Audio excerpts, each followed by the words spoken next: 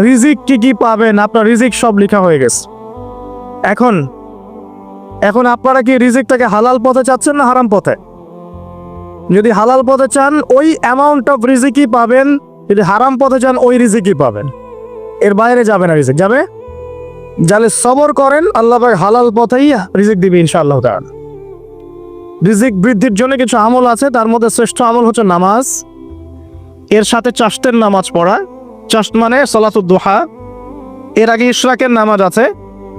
রিজিক বৃদ্ধির জন্য আত্মীয়তার সম্পর্ক বজায় রাখতে হয়, আত্মীয়তার সম্পর্ক বজায় রাখলে রিজিক প্রশস্ত হবে। বেশি বেশি যে আল্লাহ জিকির করে এবং কোরআন তেলাওয়াত করে তার রিজিক বাড়ে আলহামদুলিল্লাহ, এবং যে আল্লাহ রাস্তায় খরচ করে তার রিজিক বাড়ে যাবে। এই রিজিক বাড়ার কিছু পলিসি আছে। সবচেয়ে শ্রেষ্ঠটা হচ্ছে নামাজ, আল্লাহর জিকির তেলাওয়াত, এরপর আমলের মধ্যে আত্মীয়তার সম্পর্ক বজায় রাখা। নবীজি বলছেন কেউ যদি চায় যে তার রিজিকটা লম্বা হোক, হায়াতটা লম্বা হোক, সে যেন আত্মীয়তার সম্পর্ক বজায় রাখে। আত্মীয়তার সম্পর্ক এখন আস্তে আস্তে নষ্ট হয়ে যাচ্ছে না? খেয়াল করে দেখেন, আত্মীয়তার সম্পর্ক আপনি বজায় রাখবেন। মনে রাখবেন, আমি বারবার একটা কথা বলেছি আপনাদের ওয়াজ মাহফিলে, যে পৃথিবীতে যে কাজই করবেন আল্লাহর সন্তুষ্টির জন্য করবেন। আত্মীয়তার সম্পর্ক বজায় রাখবেন আল্লাহর সন্তুষ্টির জন্য, তাদের কাছে কিছু পাওয়ার আশায় না।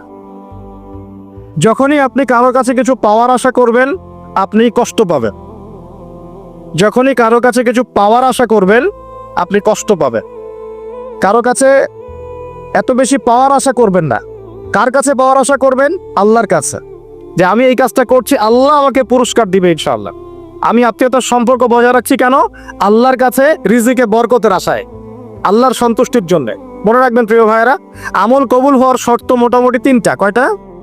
1 নম্বর, আমলগুলো হতে হবে আল্লাহর সন্তুষ্টির জন্য। 1 2 নম্বর, আমলটা হতে হবে রাসূলুল্লাহ সাল্লাল্লাহু আলাইহি ওয়াসাল্লামের পদ্ধতিতে, অন্য কারো পদ্ধতিতে নয়। 3 নম্বর, আমলটা করার জন্য আপনার রিজিকটা হতে হবে হালাল। হারাম রিজিকের আমল আল্লাহর কাছে কবুল হয় না। আল্লাহ পাক আমাদের সবাইকে হালাল রিজিকের ব্যবস্থা করে দিন এবং রিজিকটাকে প্রশস্ত করুন, আমিন। তো রিজিক লেখা হয়ে গেছে 2। 3 নম্বর লেখা হয়ে গেছে এ ব্যক্তি কি কি কাজ করবে দুনিয়ায়, এ ব্যক্তি দুনিয়ায় কি কি কাজ করবে সব লেখা হয়ে গেছে। এখন যদি একটা চোর বলে যে আল্লাহ পাক আমার তাকদিরে লিখেছিলেন যে আমি চুরি করব, তাই আমি চুরি করেছি। এখন যদি একজন ধর্ষক বলে আল্লাহ আমার তাকদিরে লিখেছিল যে আমি ধর্ষণ করব, তাই ধর্ষণ করেছে। এখন যদি যারা এই জনগণের কিছু সম্পদ আত্মসাৎ করে খেয়ে ফেলছে তারা যদি বলে আল্লাহ তাকদিরে লিখছিলেন জন্যই দুর্নীতি করেছি, তাহলে কথাটা কি হবে? গ্রহণযোগ্য হবে? এখন যদি দলিল দেয় তাকদিরে তো লেখা ছিল। এই আকীদাটার নাম হচ্ছে জাবারিয়া আকীদা। কি আকীদা? জাবারিয়া। এমন একজন ব্যক্তি উমর রাদিয়াল্লাহু আনহুর দরবারে এসেছিল, চোর চুরি করেছে, ধরা পড়েছে। উমর রাদিয়াল্লাহু আনহু বলেছেন হাত কেটে ফেলো। তখন সে বলছে যে আমার হাত তো কাটা যাবে না। কেন? আল্লাহ পাক তাকদিরে লিখেছেন আমি চুরি করব, তাই চুরি করেছে। তো উমর রাদিয়াল্লাহু আনহুর সামনে এই কথাটা বলেছে। আর উমর রাদিয়াল্লাহু আনহু কি বিচক্ষণ মানুষ ছিলেন না বোকাশোকা ছিলেন? বলেন, তার মতো শাসক পাওয়া যাবে? তার মতো আরো একজন শাসক আসবে ইনশাআল্লাহ পৃথিবীতে। তার নাম কি? নবী ঈসা আলাইহিস সালাম ইনশাআল্লাহ তাআলা। এবং তার আগে আরো একজন ইমাম আসবেন। তার নাম কি? তার নাম হচ্ছে মুহাম্মদ। কি নাম? তার নাম মুহাম্মদ, তার উপাধি হচ্ছে মাহদি।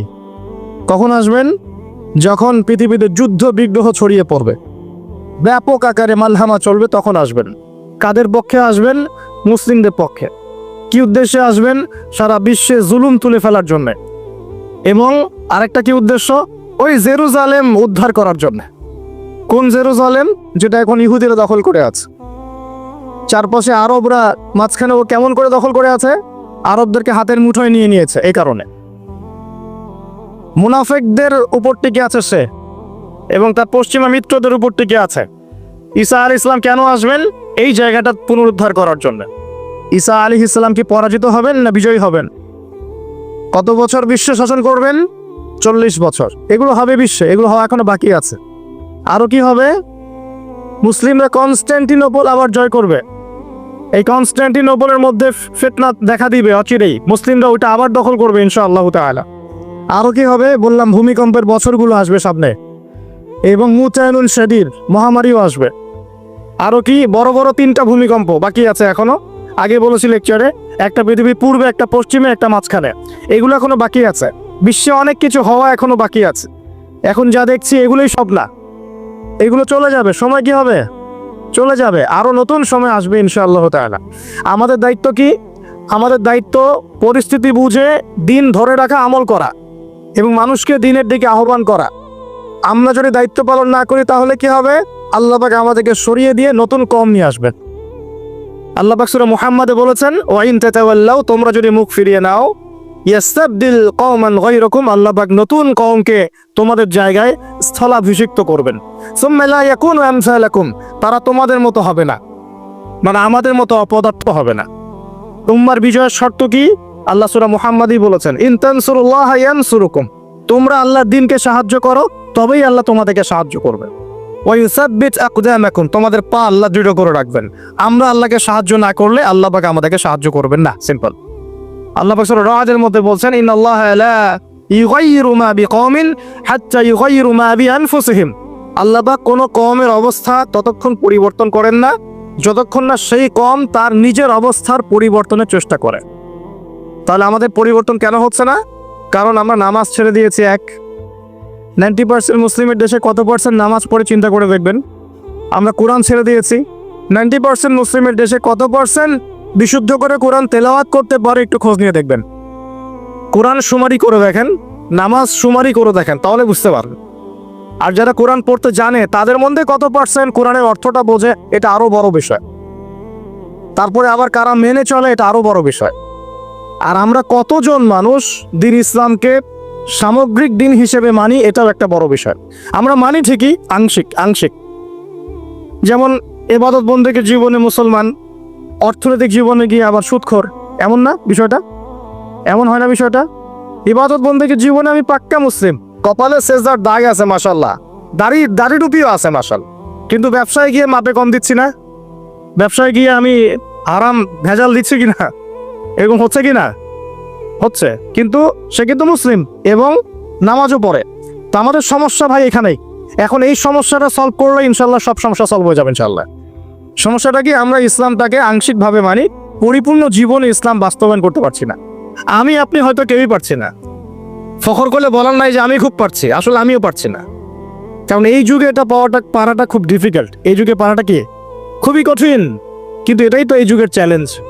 নবীজি বলেছেন, তোমাদের সামনে এমন যুগ আসছে যে যুগে ঈমান ধরে রাখাটা হাতের মধ্যে আগুন ধরে রাখার মতো হবে।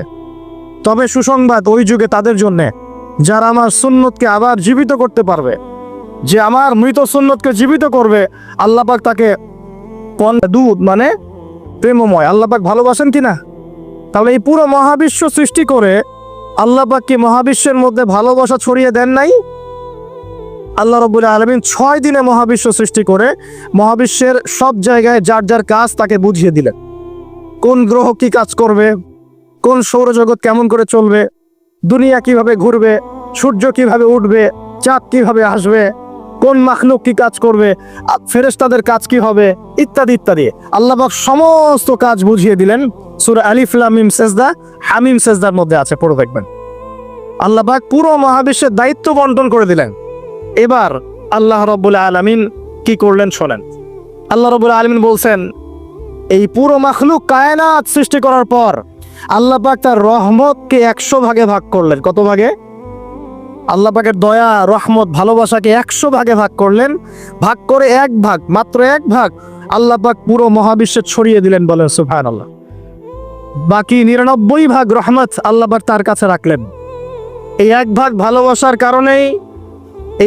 ভালোবাসার কারণেই এই যে সন্তান কান্না করলে মায়ের বুক ফেটে যায়, সন্তান অসুস্থ হলে বাবার বুক ফেটে যায়, যেই বাবা সহজে চোখের পানি কাউকে দেখায় না, সেই বাবা জায়নামাজে দাঁড়িয়ে চোখের পানি ছাড়তে থাকে।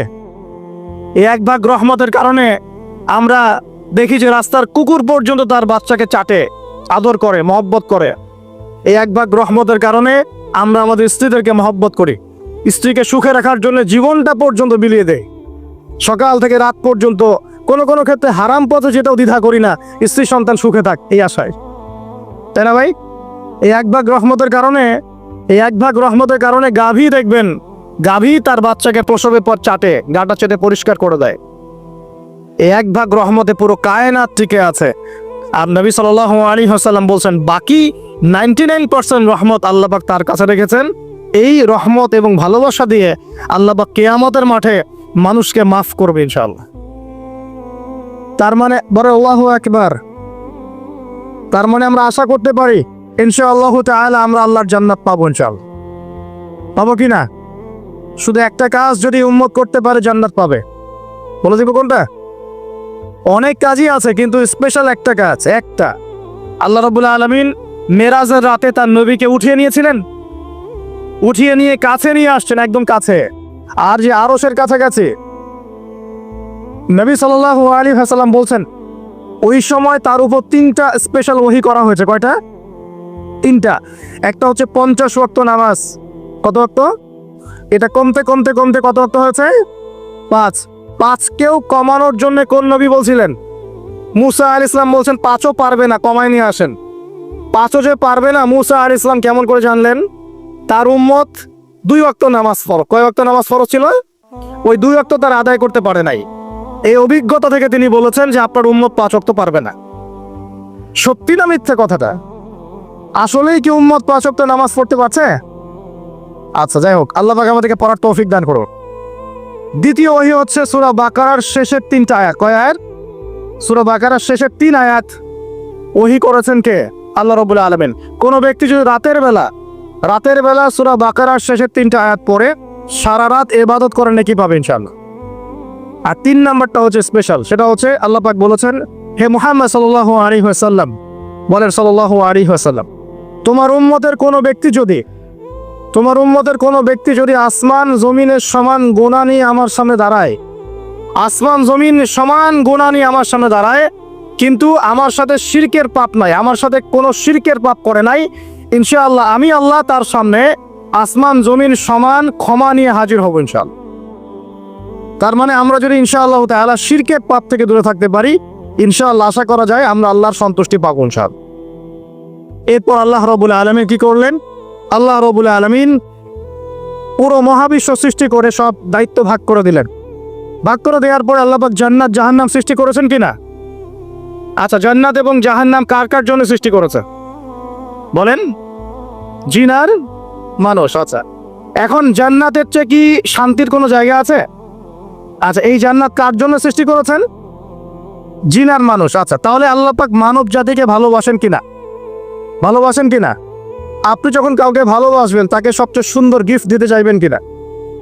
তার জন্য সবচেয়ে ভালোটা কিনতে চাইবেন কিনা? আল্লাহ পাক জান্নাত তৈরি করেছেন কাদের জন্য? আমাদের জন্য। তার মানে আল্লাহ পাক আমাদেরকে ভালোবাসেন কিনা? অবশ্যই বাসেন। আল্লাহ রাব্বুল আলামিন জাহান্নামও তো সৃষ্টি করেছেন। এখন যদি বলি যে তাহলে আল্লাহ পাক কি আমাদেরকে ভালোবাসেন না, জাহান্নামে কিভাবে দিবেন? উত্তরটা কি হবে তাহলে? উত্তর হচ্ছে এই যে যদি আল্লাহ না করুক কোনো ব্যক্তি জাহান্নামে যায়, তাহলে বুঝতে হবে সেই ব্যক্তি জাহান্নামে যাওয়ার যোগ্য ছিল বলেই জাহান্নামে গিয়েছে। কথা কি বুঝতে পারছেন? আর যদি কোনো ব্যক্তি জান্নাতে যায় তাহলে বুঝতে হবে সেই ব্যক্তির উপর আল্লাহ পাক দয়া করেছেন বলেই সে জান্নাতে গিয়েছে। মানুষ তার আমল দিয়ে জান্নাতে যেতে পারবে না, মানুষ তার আমল দিয়ে জান্নাতে যেতে পারবে না, আল্লাহর দয়া অনুগ্রহ দিয়ে জান্নাতে যাবে ইনশাআল্লাহ তাআলা। আল্লাহ পাক আমাদের সবাইকে সেই দয়া অর্জন করার তৌফিক দান করুন। সামনে রহমত পাওয়ার একটা সুবর্ণ সুযোগ আসছে, সেটা হলো রমজান মাস। কি মাস? রমজান মাস। আমরা দোয়া করি আল্লাহ পাক আমাদের সবাইকে সুস্থতার সাথে রমজানের সবগুলো রোজা রাখার তৌফিক দান করুন। নবীজি বলেছেন এই মাসে যে ইবাদত করে তার গুনাহ মাফ করতে পারলো না তার জন্য ধ্বংস। বলেন আউযুবিল্লাহ। আমরা তো রমজান আসার আগে দুনিয়াবি প্ল্যান করছি, রমজানে কিভাবে ব্যবসায় উন্নতি করব, রমজানে কিভাবে বেশি লাভ করব। হ্যাঁ, তো রমজান মাস হচ্ছে ইবাদতের মৌসুম। আল্লাহ পাক আমাদের সবাইকে রমজান মাসে 5 ওয়াক্ত নামাজ করার তৌফিক দান করুন, কোরআন তেলাওয়াত করার তৌফিক দান করুন, কোরআন বুঝে পড়ার তৌফিক দান করুন, তারাবির নামাজ জামাতে পড়ার তৌফিক দান করুন, এবং বেশি বেশি মানুষকে ইফতার করানোর তৌফিক দান করুন। যাদের যাকাত ফরজ হয়েছে যাকাত দিচ্ছেন না, আল্লাহর ওয়াস্তে রমজান মাসে যাকাত দিয়ে দিবেন ইনশাআল্লাহ। আর আমি কিন্তু আগেই বলেছি রমজান মাসে ভাই দ্রব্যমূল্যের দাম কিন্তু খুব চড়া ওঠানামা করবে। অতএব যাদের সামর্থ্য কম তাদের ঘরে ইফতার পৌঁছে দেওয়ার দায়িত্ব কার? যা আমাদের। যাদের সামর্থ্য আছে তারা, যারা সামর্থ্যবান নয় তাদের ঘরে ঘরে মাসের বাজার পৌঁছে দিবেন ইনশাআল্লাহ তাআলা। আল্লাহ পাক তৌফিক এনায়েত করুন, বলি আমিন। এবার দেখেন আল্লাহ পাক সৃষ্টি করলেন আদম আলাইহিস সালামকে। কাকে? এর আগে আল্লাহ পাক জিন জাতি সৃষ্টি করেছেন, আমি ওইদিকে যাচ্ছি না, আমি মানুষের কথা বলছি। আদম আলাইহিস সালামকে আল্লাহ পাক কেমন করে সৃষ্টি করেছেন? আল্লাহ পাক সূরা সাদের মধ্যে বলেছেন যে খলাকতু বিয়াদাই, খলাকতু বিয়াদাই, আমি আদমকে আমার হাত দিয়ে সৃষ্টি করেছি। কি দিয়ে? হাত দিয়ে। এটা কি ভালোবাসার বহিঃপ্রকাশ নয়? আল্লাহ পাক কি আমাদেরকে ভালোবাসেন না? ভালোবাসেন। আচ্ছা, এই দুনিয়াতে যত কিছু আছে, এই দুনিয়ার আকাশ বাতাস নদী নালা পানি অক্সিজেন সবকিছু কার জন্য সৃষ্টি করা হয়েছে? গরু ছাগলদের জন্য, মানুষের জন্য? মূল দায়িত্ব কার? মূল অধিকার কার? মানুষের নয় কি? তাহলে এই পুরো বিষয়গুলো কি আল্লাহ পাকের ভালোবাসার বহিঃপ্রকাশ নয়? হ্যাঁ। আচ্ছা, এবার আসেন, আল্লাহ পাক আদম আলাইহিস সালামকে সৃষ্টি করে সমস্ত নাম শিক্ষা দিয়েছেন। এই যে নাম শিখানো মানে জ্ঞান শিখানো, এই জ্ঞান শিখানোটা কি আল্লাহর দয়া ভালোবাসা নিদর্শন নয়? একটু ধরাই দিচ্ছি আপনাদেরকে। এবার সামনে আসেন, আল্লাহ পাক ফেরেশতাদের সামনে তাকে উপস্থাপন করলেন, করে বললেন সব ফেরেশতা তোমরা যারা আছো সেজদা করো আদমকে। এই যে আমাদের পিতাকে সম্মানিত করা হচ্ছে, এটা কি ভালোবাসার বহিঃপ্রকাশ নয়? এবার আমাদের পিতাকে সম্মানিত করা হলো, ইবলিস সেজদা করলো না, সে কিয়াস করলো, বাতিল কিয়াস যুক্তি দিল আমি তার চেয়ে শ্রেষ্ঠ ইত্যাদি। আল্লাহ পাক ইবলিসকে অভিশপ্ত করলেন, আমাদের পিতা তাকে জান্নাতে রাখলেন। এই যে জান্নাতে রাখলেন, এটা কি আল্লাহ পাকের ভালোবাসা নয়? এবার আল্লাহ পাক আদম আলাইহিস সালামের পাঁজর থেকে সৃষ্টি করলেন তার স্ত্রী হাওয়া আলাইহিস সালামকে। ওই যে শুরুতে বলেছি, স্রষ্টা একা থাকতে পারলেও সৃষ্টি কি পারবে? এই জন্য আদম আলাইহিস সালামের পাঁজর থেকে তার স্ত্রীকে সৃষ্টি করা হয়েছে, উভয়ের মাঝখানে ভালোবাসা দিয়ে দেওয়া হয়েছে। বলেন সুবহানাল্লাহ। এই জিনা ভালোবাসার নিদর্শন নয়, বিয়ে শাদী হচ্ছে ভালোবাসার নিদর্শন। আল্লাহ পাক বলেছেন সূরা রুমের মধ্যে, ওয়াজআলা বাইনাহুমা মাওয়াদ্দাতা ওয়া রাহমা, আমি আল্লাহ স্বামী স্ত্রীর মধ্যে ভালোবাসা এবং হৃদ্যতা সৃষ্টি করে দিয়েছি। বলেন সুবহানাল্লাহ। তার মানে এই হারাম সম্পর্ক যেটা দেখছেন, এটা হলো একটা জেনার পথ।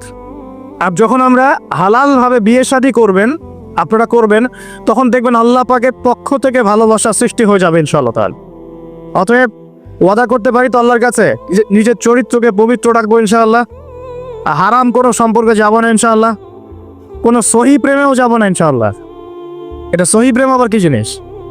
দিনী ভাই দিনী বোনের মধ্যে এখন প্রেম চলে, এগুলো হয় না মাঝে মাঝে? এগুলোও বন্ধ, এগুলো বন্ধ করতে হবে। হালাল উপার্জনের সোর্স হয়ে গেলেই, হালাল উপার্জনের সোর্স হয়ে গেলেই দিনদার মেয়ে দেখে বিয়ে করে ফেলবেন ইনশাআল্লাহ তাআলা। অন্য কোনো পথে যাবেন না, কোনো হারাম পথে যাবেন না। ওয়াদা করেন ইনশাআল্লাহ? রাজি আছেন তো ইনশাআল্লাহ? আল্লাহ কবুল করুন, আমিন। আর বিয়ের সময় অবশ্যই দিনদারিতা দেখবেন, অন্য কিছু না। অন্য কিছু পরে, দিনদারিতা আগে। দিনদারিতা আছে, নামাজ পড়ে, পর্দা করে, মাশাআল্লাহ সব দিক ঠিক আছে, তারপরে দেখবেন আপনি অন্য কিছু, তার আগে নয়। কথা ঠিক আছে? একইভাবে মেয়েদের ক্ষেত্রেও, যে আগে দেখবেন না ছেলে কত বড় চাকরি করে, ছেলের কত বড় বাড়ি আছে, গাড়ি আছে, এটা পরে। আগে দেখবেন ছেলে নামাজি কিনা, সুন্নত আছে কিনা, ইসলামের জন্য তার সফট কর্নার আছে কিনা, ইসলাম প্র্যাকটিস করে কিনা, এগুলো আগে দেখবেন। এগুলো না দেখলে কি হবে জানেন? বিয়ের 1 বছর 2 বছর পরেই বুঝতে পারবেন দুনিয়াটা জাহান্নাম হয়ে গেছে। নাউজুবিল্লাহ। দুনিয়াটি তখন জাহান্নামের আযাবের স্বাদ ভোগ করতে হবে। নাউজুবিল্লাহ। আল্লাহ পাক আমাদেরকে হেফাজত করুন, আমিন। তো এই যে আল্লাহ পাক আদম আলাইহিস সালামের পাঁজর থেকে সৃষ্টি করলেন কাকে, এবং ভালোবাসা দিয়ে দিলেন উভয়ের মাঝখানে, এটা কি আল্লাহ পাকের দয়া নয়? আল্লাহ পাক ভালোবাসেন না? এবার দেখেন, গাছের কাছে যেতে নিষেধ করলো, আমি কিন্তু শর্ট করে বলছি, গাছের কাছে যেতে নিষেধ করলে, তোমরা জান্নাতে থাকো, খাও, যা ইচ্ছা করো, কিন্তু ওয়ালা তাকরাবা হাদিহি শাজারা, এই গাছের কাছেও যাবে না। একটা পরীক্ষা, জাস্ট একটা পরীক্ষা। এখানে কিন্তু বলা হচ্ছে গাছের কাছেও যাবে না, বলা হচ্ছে না যে গাছের ফল খাবে না। ঠিক যেমন আল্লাহ বলেছেন তোমরা জেনার কাছেও যাবে না। আল্লাহ পাক কিন্তু বলেন নাই জেনা করবে না, আল্লাহ পাক বলেছেন তোমরা জেনার কাছেও যাবে না। তো এখান থেকে আমরা এই হুকুমটার কঠোরতা বুঝতে পারি। তো প্রিয় ভাইরা, এখানে আমাদের পিতামাতা শয়তানের প্রলোভনে পড়ে গেলেন। কেন পড়লেন? শয়তান ওয়াসওয়াসা দিল যে আমি কি তোমাদেরকে এমন গাছের কথা বলে দিব যে গাছের কাছে গেলে বা যার ফল খেলে তোমরা চিরস্থায়ী জীবন পাবে এবং তোমরা ফেরেশতা হয়ে যাবে, এরকম কথা বলবো, এবং তোমরা কোনোদিন মরবে না। হাল আদুল্লুকা আলা শাজারাতিল খুলদি ওয়া মুলকিন লা ইয়াবলা, এই দুটো ওয়াসওয়াসা, চিরস্থায়িত্বের ওয়াসওয়াসা এবং অমরত্বের ওয়াসওয়াসা দিয়ে আমাদের পিতামাতাকে নিয়ে গেল। এখন আমাদের পিতামাতা কি ফল খেয়েছিলেন কি খান নাই? আচ্ছা, এখন আল্লাহ পাকের দৃষ্টিতে অন্যায় হয়েছে কিনা? এরপরে আমাদের পিতামাতা কি করলেন? রব বললেন, রব্বানা যালামনা আনফুসানা ওয়া ইল্লাম তাগফির লানা ওয়া তারহামনা লানাকুনান্না মিনাল খাসিরিন। এই যে দোয়াটা তারা করলেন, এই দোয়াটা করার পরে আল্লাহ পাক কি তাদেরকে মাফ করে দিয়েছেন কি দেন নাই? বলেন, কথা বলেন। আল্লাহ পাক মাফ করে দিয়েছেন কি দেন নাই? এই যে অন্যায় করার পরেও আল্লাহ যে ক্ষমা করে দেন, মানে গুনাহ করার পরেও যে আদম সন্তানকে আল্লাহ পাক মাফ করে দেন, এটা কি আল্লাহ পাকের রহমত, দয়া কি নয়? আচ্ছা, এটা আল্লাহ পাকের নিদর্শন ছিল ভালোবাসার। এরপর আল্লাহ পাক দুনিয়াতে পাঠিয়ে দিলেন, কারণ এটা পরীক্ষা। দুনিয়াটা পরীক্ষার জায়গা, পরীক্ষা দিচ্ছি আমরা এখানে। এখন পরীক্ষার ক্ষেত্রে কি আল্লাহ পাক আমাদেরকে একা ছেড়ে দিয়েছেন? আল্লাহ পাক কি আমাদেরকে একা ছেড়ে দিয়েছেন? না। আল্লাহ পাক দুনিয়াতে পাঠিয়ে আমাদেরকে গাইডলাইন দিয়েছেন কিনা, কিভাবে চলতে হবে, কি করা যাবে কি করা যাবে না, কিভাবে চলবো কিভাবে চলবো না। আল্লাহ পাক কি ওহী নাজিল করেছেন কিনা? এই ওহী নাজিল করাটা কি আল্লাহ পাকের রহমত কিনা, আল্লাহ পাকের দয়া কিনা, ভালোবাসা কিনা? আল্লাহ পাককে একা ছেড়ে দিয়েছেন না নবী রসুল পাঠিয়েছেন? এই যে নবী রসুলদেরকে পাঠিয়েছেন, এই নবী রসুলগণ কি আল্লাহর পক্ষ থেকে রহমত কিনা? বলেন। না হলে আমরা কি করতাম? দুনিয়াতে কেমন করে চলতাম, কিভাবে পথ খুঁজে পাইতাম, কেমন করে ইবাদত করতাম, আমরা কি জানতে পারতাম? আল্লাহ পাক রহম করে, ভালোবেসে, দয়া করে নবী রসুল পাঠিয়েছেন, আসমানে কিতাব পাঠিয়েছেন। বলেন সুবহানাল্লাহ। এখন এই নবীদের সিলসিলায় আল্লাহ পাক যে সর্বশেষ নবী মুহাম্মদ সাল্লাল্লাহু আলাইহি ওয়াসাল্লামকে পাঠিয়েছেন, এইটা দয়া কিনা? এটা আল্লাহ পাকের দয়া নয়? আল্লাহ পাকের রহমত নয়? আল্লাহ পাক কি বলেন নাই যে তিনি হচ্ছেন রাহমাতুল লিল আলামিন, তিনি পুরো বিশ্ব জগতের রহমত নয় কি? আচ্ছা, এখন আমাদেরকে যে আল্লাহ পাক নবী মুহাম্মদ সাল্লাল্লাহু আলাইহি ওয়াসাল্লামের উম্মত বানালেন, এটা কি আরো বড় রহমত কিনা? বলেন তো। জান্নাতে যাবে 120 কাতার মানুষ। কত কাতার? 120 কাতার মানুষ ইন টোটাল জান্নাতে যাবে। তার মধ্যে উম্মতে মুহাম্মাদের কত কাতার জানেন? 80 কাতার। কত কাতার? বলেন সুবহানাল্লাহ। তাহলে এটা কি আল্লাহ পাকের দয়া নয়? আল্লাহ আমাদেরকে ভালোবাসেন না? আচ্ছা, আল্লাহ পাক যে আমাদের কাছে তাওরাত, জাবুর, ইনজিল না পাঠিয়ে আল কোরআনের মতো কিতাব পাঠিয়েছেন, যে কিতাবে সমস্ত সমাধান আছে, এটা আল্লাহ পাকের রহমত, দয়া নয়, ভালোবাসা নয়? আচ্ছা, এখন আল্লাহ পাক দুনিয়াতে চলার জন্য আমাদেরকে জীবন দিয়েছেন, হায়াত দিয়েছেন, সুস্থতা দিয়েছেন, পরিবার দিয়েছেন, আমাদের ব্যবসা বাণিজ্য দিয়েছেন, আমাদের স্ত্রী সন্তান দিয়েছেন, আমাদেরকে চলাফেরা করার ক্ষমতা দিয়েছেন। একটা চোখ নষ্ট হয়ে গেলে বুঝতে পারে মানুষের কত কষ্ট হচ্ছে, একটা পা না থাকলে বুঝতে পারে কত কষ্ট হচ্ছে। এই করোনার সময় যারা শ্বাস নিতে পারে নাই, তাদের কত কষ্ট হয়েছে। সুস্থ আছি, সুন্দর আছি, পরিবার আছে, আল্লাহ রিজিক দিচ্ছেন, 3 বেলা খাওয়াচ্ছেন, কাপড় দিচ্ছেন, শিক্ষার ব্যবস্থা করছেন, ইবাদত করার সুযোগ দিচ্ছেন, গুনাহ করলেও আবার মাফ করে দিচ্ছেন। এই সব কিছু কি আল্লাহ পাকের ভালোবাসা নয়? এই ভালোবাসাগুলো কি নিঃস্বার্থ ভালোবাসা না স্বার্থ ভিত্তিক ভালোবাসা? এই আল্লাহ পাকের কোনো স্বার্থ আছে? আল্লাহ পাক আমাদের কাছে কিছু চান? রিজিক চান, টাকা পয়সা চান? আল্লাহ পাকের যদি ইবাদত করা আল্লাহ ছেড়ে দেয়, আল্লাহর কোনো ক্ষতি হবে? আমরা ইবাদত করে ভাসিয়ে ফেললাম, আল্লাহর কোনো লাভ আছে? আল্লাহ পাকের শক্তি কি আরো বেড়ে যাবে না কমবে, নাকি যেমন আছে তেমনই থাকবে? আল্লাহ রাব্বুল আলামিনের শান শওকত কি আরো বেড়ে যাবে, নাকি আল্লাহ পাকের শান শওকত কমে যাবে? আল্লাহ রাব্বুল আলামিন যেমন, আল্লাহ পাক তেমনই থাকবেন, তাই নাকি? আল্লাহ পাকের যে বিশাল খাজানা আছে, আমরা যদি ইবাদত করে ভাসিয়ে ফেলি, খাজানা কি বেড়ে যাবে? আমরা যদি সবাই ইবাদত করা ছেড়ে দেই, খাজানা কমে যাবে? আল্লাহ পাকের কোনো স্বার্থ আছে আমাদের ভালোবাসার? কোনো স্বার্থ নাই। তাহলে আল্লাহ পাক এই পুরো বিশ্ব জগৎ সৃষ্টি করেছেন নিঃস্বার্থভাবে, তার স্বার্থ ছাড়া। এত অসংখ্য নেয়ামতে আমাদেরকে ভর্তি করে রেখেছেন আমাদের স্বার্থে, তার কোনো স্বার্থ নাই।